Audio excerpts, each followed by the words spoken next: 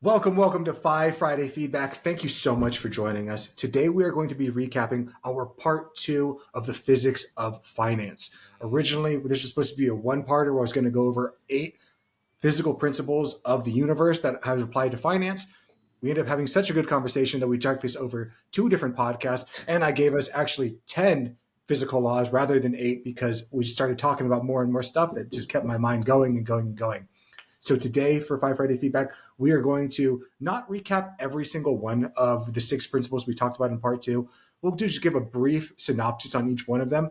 But more importantly, Dominic's going to be able to ask questions. If I didn't explain something well on Monday, which very much is true, we can go ahead and try to discover that together. Because like I said on Monday's podcast, if I didn't explain it well, if I can't explain it to you, Dominic, then there's a good chance our listener didn't understand. And what that means isn't that you or our listener don't understand things. It means that I probably don't understand it well enough to be able to explain it. So maybe we can discover something together by just talking through it and having a nice Five Friday Feedback where we talk about physics, philosophy, finance, and a little bit of Star Wars. I love it. I missed the Star Wars aspect of the podcast. We need to bring that back in a strong way. To be fair, they haven't been releasing a whole bunch of stuff, so it hasn't really been top of mind. So, but with that being said, let's get right into it. So the first one we talked about on Monday was the principle of least action, right? Now I'm just going to go through each one of them. I'm just going to say the name of them, and then we're going to do a little bit deeper of a dive on it. So that was the first one. Second one was the principle of least resistance. Similar, but different. This one has more of an engineering standpoint. The Heisenberg Uncertainty Principle. Okay. Quantum physics. Completely over my head. In fact, I'm going to underline that one and make sure we really talk on that one. The Law of Inertia, Newton's first law. Pretty self-explanatory, but we'll get into that as well. Newton's third law of motion. A lot of Newton stuff in here. Big guy. Very smart guy. And I hope I don't butcher it, but Occam's razor. Occam's razor. Ah, dang it. All right. Well, it's been a week. I haven't heard it in a while. Occam's razor. Okay. I don't know. That's a cool. I don't know where that name comes from, but it's a pretty damn cool name. I'd like to have a snake named Occam. Be a pretty nasty snake. Pretty nasty razor. Anyway, so let's go over a few of them. We're not going to go over each one of them, but we might just go over each one of them. Screw it. So the principle of least action, simple enough, right? Simple enough. Basically, and I'm going to say it, Chris, and then feel free to correct me or jump in at any point. I would love that. So the principle of least action. I'm sure you guys can probably take a wild guess on what that is, but that one is basically simplicity is key. Simplicity is key, right? And maybe do you want to give the definition for this one, Chris? Sure, I'll do it. Systems tend to follow the path that require the least action or energy to achieve a particular result. Basically, it's a very simple way of saying the path of least resistance is often the right one. All systems in life want to take whatever is easiest. Think of it like water. Water doesn't go uphill. Water only flows in the easiest path. If you put something in its path, water goes around it. So physics and life are like water. Water is one of the best things we use for physics because it just is pure physics. That's all it does. I like that. I like that analogy of water too. That's brilliant. That's so brilliant. The water analogy. I mean, it made sense before, but now it makes even more sense. So there we go. And if it does make sense, it doesn't make dollars. So there we go. So the next one is the principle of least resistance. Now, some might get these two confused. What's the difference between these two? So they actually are exactly the same thing. Just one's from an engineering standpoint, which is the path of least resistance versus the path of least action. The path of least action also takes into account entropy in that if there's more places in the system for things to fail, they will fail. So if you create a system, like say you make this like crazy labyrinth, right? And you release 80 marbles and the marbles can go down a bunch of different paths to end up at the same point. Majority of the marbles will end up going down the path that was the easiest one for them to get from point A to point B. Because they could have gone into all these different tangents, but if they have the ability, majority of them will go the easiest way. So the path of least resistance is the exact same thing. It's just like being like water. If I give water the ability to flow down a river where it's going to be all windy and dindy and it's going to take 50 miles, it's going to go through all these rocks and stuff to get to a destination, or if water can flow freely a different direction, majority of water will divert to the easier way. Some water will go through the hard way, but majority of water will divert to the easiest way that it can. Physics, like life, tries to move towards whatever is easiest. And sometimes that's good, but also sometimes that's really bad, because that means that a lot of people go through life trying to just not bump up against resistance, just trying to like play their life on autopilot, play their life in their phone scrolling. That's less resistance than actually going and living your life, actually trying and failing. Interesting. I think that's one of those ones where I'm going to have to meditate on.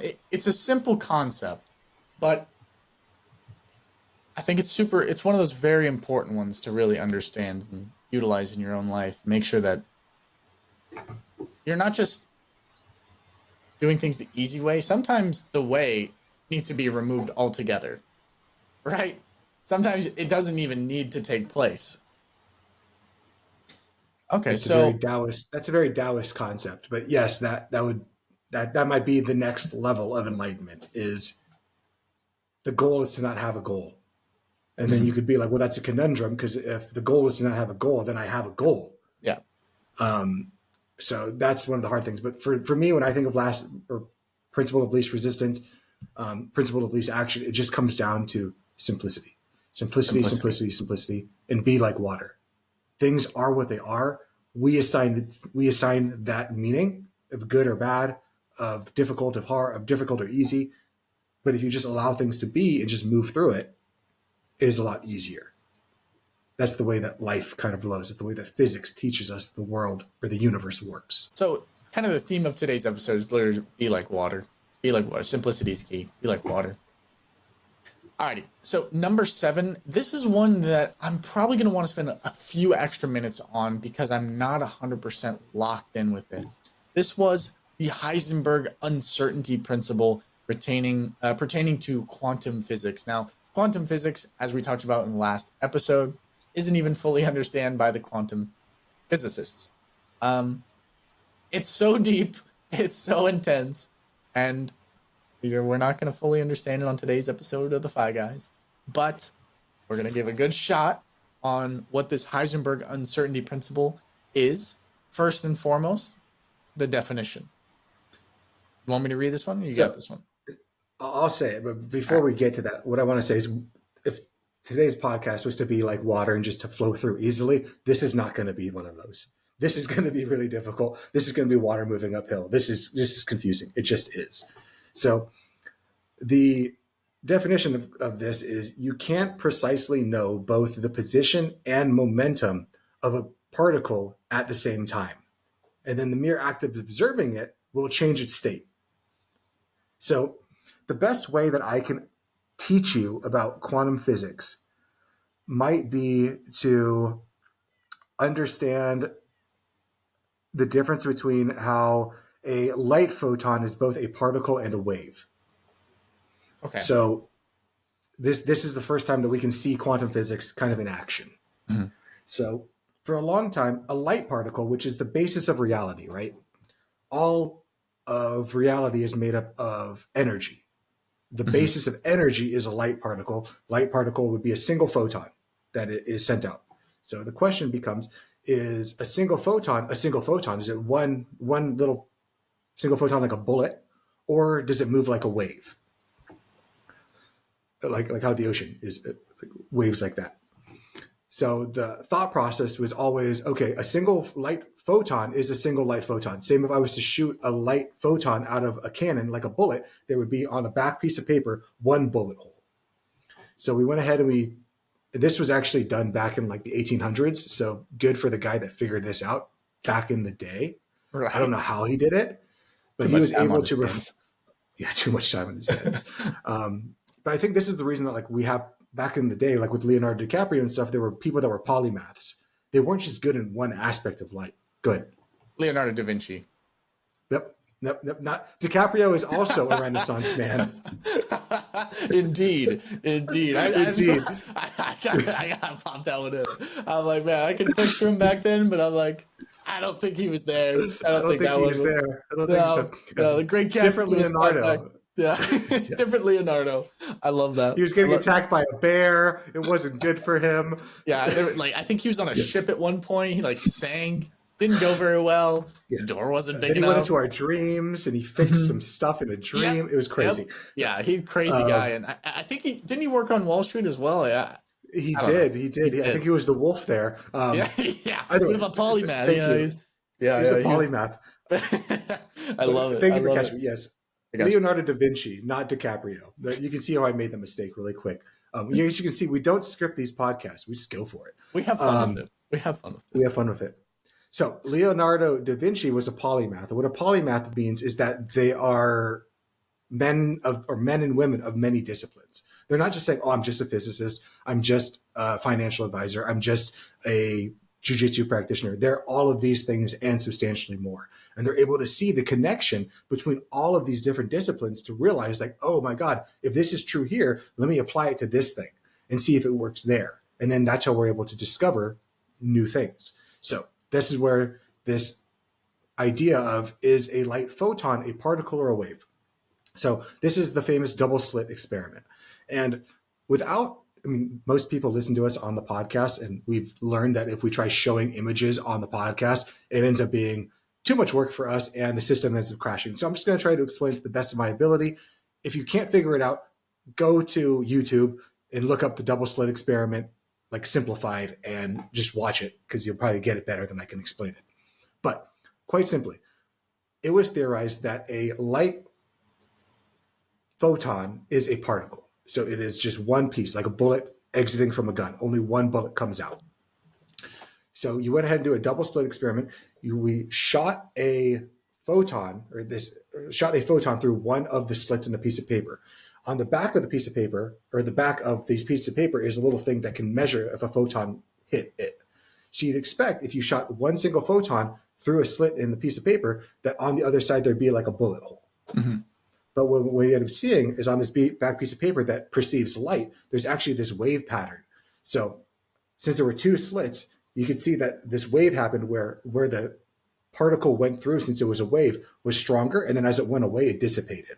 So a photon of light would go really, really weak, up to strong, down to weak, down to strong, back up and through. Are you keeping with me, Dominic, or have I completely lost you at this point? I'm still there. I'm listening. Okay. I'm like that kid. I'm like the mom running to the airport, and the kid's just like barely hanging on. I'm there. Okay. I'm there, but I'm okay. I'm here. Okay. I'm here. I don't know what's happening, but I'm here. Okay. So our philosopher, our physicist, believed that when he looked at that rear wall, the wall that's able to perceive light and kind of leave an indentation there as to what was given, that there'd be a single bullet hole. But what he saw was that there was this long wave. So he immediately went, oh, my theory was wrong. I thought that a light photon would be a particle, but it's actually a wave, because all he could measure that he shot one. So he went ahead and said, okay, I was wrong. Scrap the experiment. Light is now a wave. Cool. No one talks about that for a really long time. Light's a wave. We've already determined this. Everyone runs multiple people run the experiments. They come up to the exact same thing. Light is a wave. Well, eventually we moved to the 21st century. In this time, we actually have the ability to measure a single photon of light. So when the light comes out, we can actually say, like, so when it shoots out of its gun or whatever it is they shoot it out of, we have a camera that can now watch it to be able to see, like, oh, there's the wave. We saw the wave come through. And now that we have something actually observing this photon as it shoots out, now when you shoot it through the same exact double slit experiment, everything is exactly the same. The only difference is now we have the ability to observe the photon individually. And now what happens on that back sheet of paper when you shoot that bullet through the slit is now there's a single bullet hole. The wave is now gone. The wave function has disappeared. And now that light photon has become a single particle. Because we observed it, it became a particle somehow. So this now dictates through quantum physics that a light particle a light photon is both a particle and a wave simultaneously. And the act of observing it changes its state. So our ability to observe the light changed what it fundamentally was somehow. As if The baseline of physics has consciousness embedded in it, and our mere observing it changes what it wants to show us. How far did I lose you? I'm here. I'm here. I'm just in a different quantum realm. Um, so two things can be correct at the same time, is what you're saying. And equating that to finance, we can understand that maybe a perfect plan can be both good and bad at the same time. And every financial instrument can be good and bad at the same time, right? And it's more of an example to the systems that we put in place, that the only way to know if it's a good plan for you is to execute it, correct? Execute it and then see, was this system, did it help me get to my goal or not get to my goal? But you need to have a goal at that point to be able to determine if it helped you or hurt you. It's not good or bad. It's just different goals, different outcomes that you're trying to achieve. One Yeah. thing that's very difficult for us to perceive as human beings is the way that we all learn is by stacking knowledge. Yeah. I can't teach you a concept until I can give you an analogy. You can understand that a wave, or that a single photon of light is like, or that a single photon of light is a particle in a wave, because you understand how a bullet works and you understand how a wave works. But if you Yeah. don't understand what those things are, then you can't even begin to conceive of what a wave is, or what it is. I have to give you an analogy. So in life, human beings, we learn through these analogies, through stacking knowledge. So from a quantum physics standpoint, what is now theorized is that light might be something completely different than a particle in a wave, something that we don't understand, something that we can't give an analogy to be like, oh, it's like this, because there is no analogy like that, because it's operating in a completely different dimension that we have the ability to conceive of, the ability to touch, feel, look at, observe in any way, shape, or form. If it is moving in that space, then of course we can't say it's like a wave, it's like a this, it's like a that. It's doing something outside of the confines of what our brains can perceive. Again, I always use this analogy, but it's like explaining how a computer works to your dog. Doesn't matter how well you understand how that computer works, doesn't matter how smart your dog is, it's never going to get it. Interesting. I think that's a much better example. I think stacking knowledge and all these different things. I connected with that one. That's really eye opening. I never thought about that. We're all just stacking knowledge. That's the only way we can kind of understand things. Now school makes more sense. It's like, well, you need at least a baseline, and then we can kind of go from there. Okay, well that makes sense. Okay, I'm gonna say for right now, I'm good on the Heisenberg Uncertainty Principle. I'm good on that. Am I solid? No, but I'm good on that. I'm good on that. So I want to move on to our next. At some point, maybe we'll talk about quantum entanglement and all the other crazy things that quantum physics teaches us. That the more and more you learn about it, the more and more you realize that, oh my God, we as a species literally know nothing. Truthfully, we don't know anything. Because what I always say is, only things that are impossible are that which physics dictates are impossible. But we don't understand physics. Yeah. So at this point, really nothing is impossible because we don't know what the limits are. we thought we did. Yeah. Yeah, we knew macro physics, but in the quantum state, we know the very big. But if you look at the very small, it doesn't make sense. That's where Einstein failed at creating a grand unifying theory that defined everything. He couldn't do it. No one's been able to do it. Until now. On this episode. Until the Phi guys tried. Speaking of quantum physics, have you seen Ant-Man and the Wasp: Quantumanium? I did. That was not a good movie. I liked it. I thought it was really funny. Not funny. The CGI was hilariously bad, but yeah, it was not good. That cost so much money for trash. Gotta love big budget films, am I right? So moving on to number 8 out of our 10 series. This was the Law of Inertia. This was Newton's first law. And let me tell you, dude, if the last one was making a gourmet recipe, this is like making a ham sandwich. This one's pretty simple, right? An object in motion stays in motion, right? Basically, unless an external force is acting on it, right? Yep. Unless acted upon by an external force. Perfect. I honestly, I got nothing for you there. That's pretty obvious, right? And the way we kind of equate this to finance is, once you establish positive financial habits, maybe like saving a couple bucks here and there, right? Maybe investing a percentage of your paycheck that automatically goes into your retirement accounts, something like that. Those build over time and it kind of snowballs. And that's part of what Newton's first law is, As long as it stays in motion, it stays in motion. I like One that. thing that I do want to bring up when we talk about this is consistency, though. Yeah. You needed to be consistent. In order to get the snowball rolling down the hill, you needed that hill to be consistent. If the hill like stops every so often and like goes back to like a flat hill, well, that ball is going to stop too. And you have to start up again. So consistency is really a big part of that law of inertia. Because if you're constantly removing the ball from moving down the hill, well, the inertia isn't happening because an outside force keeps on acting upon it, which in this situation would be you. You're trying to start the ball rolling down the hill, and you're also pushing against it.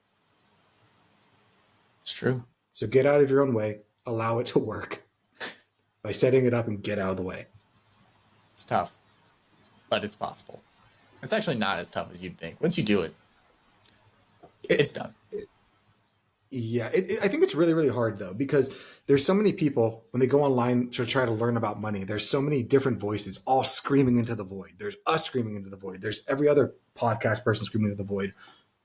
I think my way is right. I believe my way is right based off of the people that I've helped, based off what I've seen in my own life, what I've seen in other people's lives. And I could be completely wrong. So it's difficult when other people go into it who don't know all that I know, who don't have a decade of experience. And now they're being pulled in all these different directions, being told, do this, do this, do this. And the hard thing about financial independence, the hard thing about being quote unquote good with money is that it takes time. Even if you're doing all the things right, it's still really, really slow. And if you don't know that this is going to work out in the end, if you stick to it, then you might give up long before you have the ability for it to compound, for it to become that giant snowball. It's the same thing, like say you have an injury, right? Like right now I have a neck injury and from jiu-jitsu. So luckily I have a cousin who is a mobility specialist. Like that's his job. So when I talked to him about ways to increase my neck's mobility, he was showing me some different exercises. Now I could have gone online. I could have found those things online most likely, and they would have taught me the same thing. But I wouldn't have stuck with it because it takes time. It takes consistency of me doing it over and over and over again for me to be able to see the results. But most people go through life trying things and saying, oh, it didn't immediately fix the problem. I'm done. This didn't work. Yeah. When it wasn't that the system didn't work, it's that you didn't give it enough time. You didn't give it enough time for the inertia to begin to fix it, to fix itself. Which leads us to the next one, Newton's third law. Every action has an equal and opposite reaction.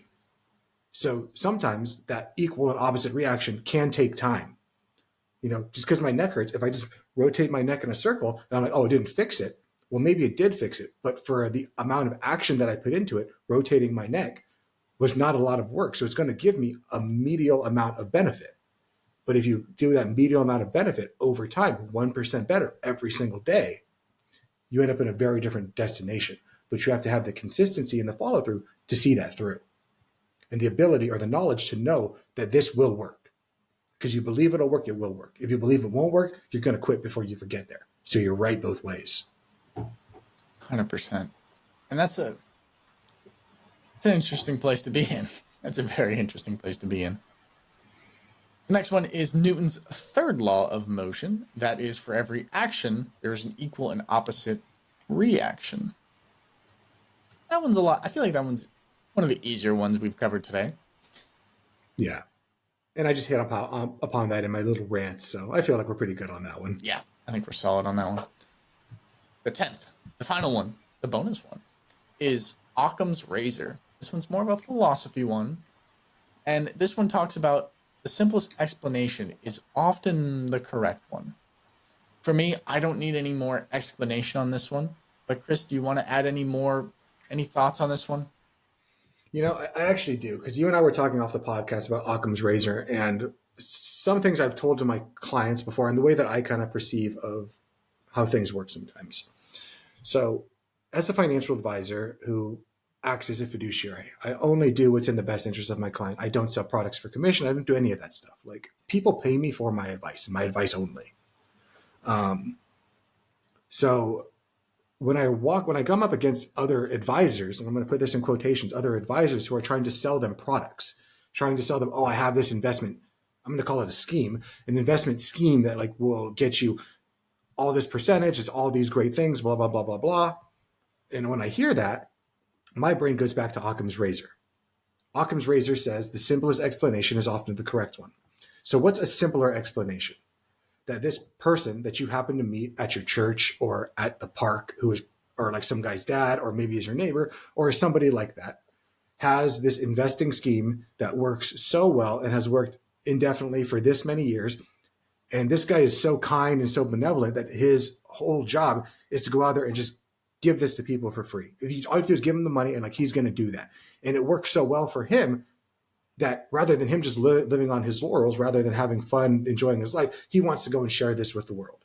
I understand that from my point of view because I believe that I found knowledge that I want to share with the world. And I tell people that you're going to have to put in the work to learn the knowledge. I'm here to guide you, but you have to put in the work. So what's easier to understand? That this person has this investing scheme that works 100% of the time, that's amazing, that will get you where you want to go, that this person is basically a prophet and a peddler and all these things wrapped into one? Or is a simpler answer that this person's lying to you and trying to sell you something? You follow the logic yourself. Yeah. For me, the simpler answer often is the correct one. The hard answer is that all of these things are true on my left hand, that the person's this good, benevolent person. They have this product, it's been working for this long. They have all of these things, blah, blah, blah, blah, blah. 5 ways to Tuesday. Versus one on this side. They're lying. How many people online are the person of my left hand who are just saying all these lies? And because you don't know enough to know the difference, you believe them, and mainly because they're trying to sell you an idea, trying to sell you something of your future state that you don't have to put any effort into. As we know from Newton's third law, every action has an equal and opposite reaction. Why do you think that if you put in no effort, you're going to get all of the effort out of it? It's the law of equivalent exchange. It's a rule for a reason. It's a physical property of our universe that you cannot get anything for nothing. Even if you do get something for nothing, something else had to give for you to receive. Even if you won the lottery today, yes, you bought a ticket, but everyone else gave a little bit for you to be able to get. It's the grand circle of life. It's the way that the world works. But again, for Occam's razor, the simplest explanation is often the correct one. Not always, often. Because there is nothing in life that is always never. Very interesting. So I think with that, we're going to conclude that segment of today's podcast, the recap section of this podcast. Hope you guys enjoyed that. If there's any questions you have, make sure to leave them in the comments, and maybe we can start a discussion down below.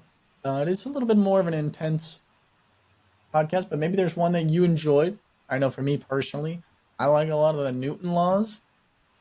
Maybe I'm biased because they're a little bit easier to understand, right? But maybe you enjoyed the Heisenberg Uncertainty one. Maybe that was your game. So let us know in the comments. But with that being said, we're going to move on to our viewer mailbag. This is the part of the podcast where we get a letter from the community and we read it out to you. Don't worry, that's what this is for. It's not a personal letter. I mean, kind of is, but they want our advice, so they're going to get it. So with that being said, let's do it. So for today's letterhead, how I used trading to buy my new house. Well, congratulations. How about that? Cool. So in 2019, I stumbled into a world of investing, not realizing how deeply it would shape my life in just a few short years. It started with a spark, a chaotic frenzy fueled by the excitement of meme stocks and a wild, uncharted waters of retail investing. I can't say all of us have been there, but some of us have been there. I've been there. You've been there. Okay, cool. I just want to make sure. Okay. Like so many others, I bought into the hype, grabbing shares at $30 and riding the wave up to $330 in just 2 weeks. The rush was indescribable, a heavy mix of adrenaline, luck, and naivete. But that initial thrill was only the beginning. Oh boy, this is really the crossroads of destiny, right? This can either go to a gambling addiction or a healthy obsession with finance. Let's see which. But we can see, right, how like it's just all those emotions. Like you're having a biological experience, and like your biology was freaking out because you just watched your life energy multiply for what seems like nothing, right? Your life energy, your money just multiplied. You just equivalent exchange was just broken. Like you're like, I just did it. I did nothing. Yeah. Other people paid for that mistake. Other people paid for you to be able to go up there. So you took life energy from somebody else. That's what the stock market is. It's a trading vehicle to give somebody's life energy for somebody else's. But you can see how you're having a biological experience. And if you get addicted to that, now we're addicted to the rush. And now someone's out gambling or doing whatever, which is what it is. After the frenzy subsided, I realized I wanted more than just quick gains. It's a good thought. I wanted to understand the market, to dig into the why behind the price movements and feel confident in the decisions I made. I devoured books, pored over financial statements, and immersed myself in the teaching of legacy investors. Slowly but surely, I evolved from a rookie chasing hype to a long-term value investor, someone who cared about the fundamentals, about the business, and about the story behind the numbers. Beautiful. Beautiful. That's about as good as it could have gone, right? So far. Yep. It could have gone the very different way. Sometimes the worst thing you can do when you start out is win. Yeah. Yeah. Sometimes the best thing when you're starting out is learning how to lose. So, continuing on. It's been a transformative journey. I've spent hours researching companies, poring over. Did I read this part already? I have not. Okay, cool. Just a little bit of a similar sentence to the last one. I've spent hours researching companies, poring over earnings reports, and keeping up with financial news. It's been a part of who I am, something I genuinely wake up excited to do every day. Nice. Over the years, I've built a portfolio I'm proud of, a collection of investments that reflected not just my knowledge, but my growth as an investor. Each position had a story, a reflection of the time and the effort I poured into understanding this world. It wasn't just numbers on a screen for me. It was the culmination of years of learning, curiosity, and passion. And now I have to let it go. Oof. Excuse me. I'm selling most of my portfolio to buy a house in Austin. A decision that's both practical and bittersweet. On one hand, I feel incredibly blessed to be in a position to do this, to secure a home and take a significant step forward in my life. I'm excited for the new chapter it will bring, but on the other hand, I'm parting ways with these investments, and it feels like saying goodbye to an old friend. It's a painful way I hadn't anticipated. Selling isn't just about clicking a button. It's a mental, emotional hurdle. These shares represent years of work, of patience, of growth.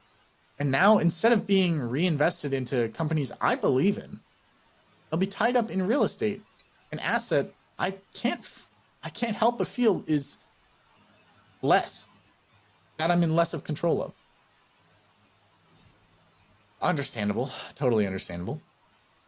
The idea of sinking all of that effort and capital into the Austin housing market feels quite daunting. What if the market crashes? What if it's the wrong move? To be clear, I'm not ungrateful. I know how fortunate I am to have this opportunity, but the truth is, selling is boring compared to the action of the last few years. There's that gambler in him. There it is. There it is. It's clinical and final in a way that doesn't compare to the excitement of building something new over time. The emotional attachment I have to these investments and this chapter of my life makes it hard to let it go. How am I supposed to feel good about this? How am I supposed to feel good about all of this? Interesting. From traded stocks for a house, it's a bittersweet trade, but memories of growth will never fade. The itch of the gambler continues. Ugh. So, What I think about before you go is that in our brains we assign meaning to everything. We put money into buckets. And in this money, he's moved his investing money into this bucket of investing, into fun, into like making money with it. And now he's going to pour that bucket out to purchase something different. But he's still trying to put this house into his investing bucket, into the like, I use this to make money. I might be a little bit biased here when I say this, but when you buy a primary home, you are not buying an asset. You are buying a liability. Assets, by definition, put money into your pocket. Liabilities take money from you. When you own a house that you live in and you're not house hacking it, that's why it gets confusing, because a primary home can be an asset if you're making money off it. But most people do not do that. But they call it an asset because on average, it appreciates 2 to 3% per year. But that's just the rate of inflation. Now, yes, there have been times like during COVID, there have been times, but what I think we need to do is we need to remember that for our listener here, our writer, is that you're taking money from one aspect of your life and you're moving it to another aspect of your life. So stop looking at that money as if it's your gambling money, as if it's your money to make money with. This is now time to use it for making your life better, which is the goal of the money, is to live a better life. Now, I don't know why you're moving into a house. Maybe you have a wife and kids. Maybe there's something else going on. You always have the choice to not do that, though. If you would prefer to live wherever you're living, have all this stuff, you can do that. But it sounds like there's probably a reason behind the move that you didn't put into the letter. I don't know enough about it to pontificate onto it, but you're doing this for a reason outside of just making money, outside of the gambling, outside of the feeling. I have more, but Dominic, what do you think? I think it's a very interesting take. There's something so dangerous about the feeling of adrenaline, especially when it comes to money, right? It can go away so fast, it can come so fast, and it's so dangerous. And you feel smarter than you are. And it sounds like he's really honed himself and he's done a lot of research, a lot of learning, a lot of growing up as an investor. And that's super important. I mean, that's to be applauded for sure. But, addictions really never go away, in my opinion. They just get minimized and replaced with other things. And sometimes they can come back in strange ways. And I wonder if we're getting to the root cause of what's the root cause of all this, right? Because, I mean, let's be honest, like, everybody wants that dream house. I've been picturing it all week. Like, oh man, I want a studio so I can record these pods with Chris and it's going to be great, right? And all these different things. But that's the end game. And for him, that was never the end game. So I wonder what his end game really was. Because initially it was just chasing fast cash. Good Lord. If I don't show up next week because I had a stroke. That being said, I wonder what his end game was. Was it making money just for the purpose of making money? Or was there a number in mind? Because usually everybody has a number. But what does that number mean to him? So that's kind of my initial take on all of that. I mean, what do you think? You have a background in psychology, Chris. I mean, what do you think's going on here? I think we've all been told a lie about money, and that money is just numbers. Money is it's all just numbers based, right? And if that was the case, then money would be really easy. It's just, make more, spend less, easy. And that isn't what it is. When I hear this from our listener, it makes me it's kind of the personification that this isn't just about the money. This isn't just about numbers. Money is emotions. Money is your identity. And what I'm hearing from this listener is that this is all about his identity. So I'm going to talk to the listener. This isn't about your money. This is about your identity and about letting go of a part of yourself that has become deeply ingrained in your day-to-day life. I think as you look ahead, you have to have hope that this next chapter brings on new lessons and its own rewards. and simultaneously know that you're going to be left with a bittersweet feeling of closing a door in order to open up a new door. And when I think about this, I think our listeners may be saying like, oh, once I close this door, I can't go back. Like I can't be a trader anymore. I can't do any of these things. Well, you can't. Like, why? Why do you close this door? Why can't you go back through that door? Now you're just in a new place. You have more doors ahead of you. Who's to say that those doors don't have the ability for you to continue to spend your life?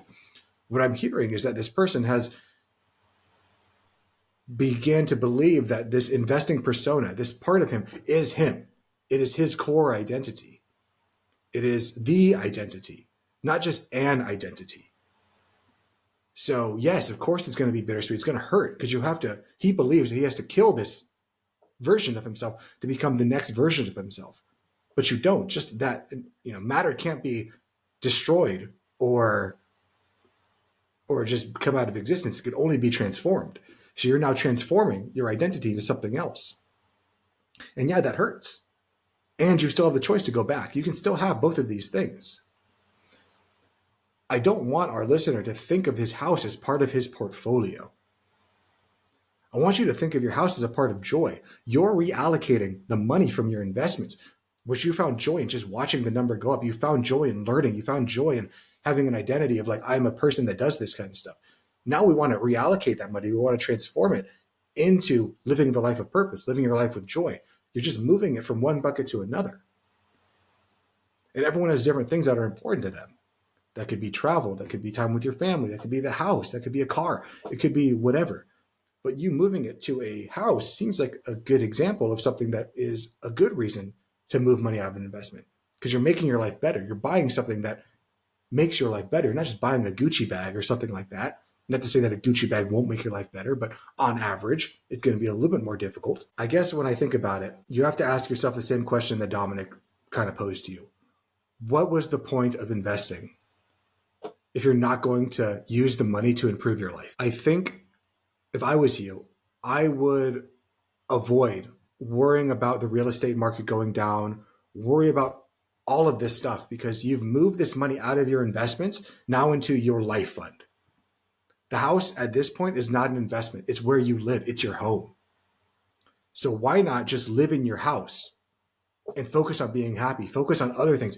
Freaking paint the walls, pick out furniture, make memories with your family, become an interior designer. Like, focus on living the life and having the amazing feeling that you want in your home. But if you view your home constantly as an investment that's going up and down and all this stuff, you're going to end up learning to resent your home. And your home is none of those things. Your home is just a home. It just is. You're the one who's assigning all of these meanings to it.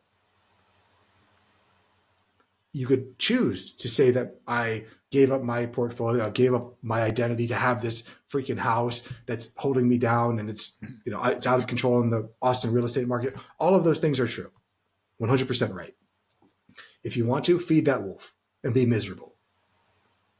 Or you can choose to say, I had a great life. I was able to save this money. I did all of these things so that one day I could give myself a better life, give my family a better life, give the reason that you're moving to Austin the actual reason. You're there now. So if you choose to look at the house as, I did all this work and now I get to have this thing, and you can still do all that work. Your identity was never taken from you. The identity of being an investor, doing all that stuff, was never taken from you. Yes, you had to give up the portfolio to purchase the house. I wonder if he bought it full out or not. I don't know. But yeah, you had to give up the portfolio, but the portfolio wasn't you. The portfolio wasn't your identity. The money was not you. The knowledge you gained, the experience, all of that is you, and that remains with you indefinite. You have borrowed those identities. You get to keep them with you. Yes, the money is gone because it's in the house. You've transformed it into something else. And the only way to get it back is to sell the house. But you have to ask yourself, is that worth it? That's going to be a personal question that you need to decide with you and your family. But your identity of being an investor, being all these things, is not gone. The portfolio is gone.